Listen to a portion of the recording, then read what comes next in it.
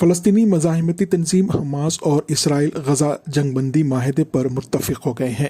بیرونی ممالک میڈیا کے مطابق حماس اور صہیونی ملک اسرائیل کے درمیان جنگ بندی معاہدہ طے پا گیا، لیکن کیا سیز فائر کے بعد 46,000 نہتے فلسطینیوں کا قتل عام کرنے والوں کے خلاف کوئی کارروائی کی جائے گی یا ان کی شہادت پر دنیا یوں ہی خاموش رہے گی؟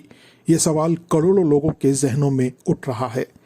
دوسری جانب قطری وزیر اعظم محمد بن عبد الرحمن بن جاسم ال ثانی نے کہا ہے کہ جنگ بندی معاہدہ کروانے کے لیے قطر، مصر اور امریکہ کی کوششیں کامیاب ہو گئی ہے۔ انہوں نے کہا کہ جنگ بندی کا اطلاق 19 جنوری سے ہوگا۔ حماس اور اسرائیل کے ساتھ جنگ بندی کے مراحل پر عمل درآمد کے حوالے سے کام جاری ہے۔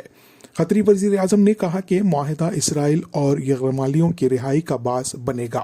یہ معاہدہ غزہ کے لیے انسانی امداد میں اضافے کا بھی باعث بنے گا۔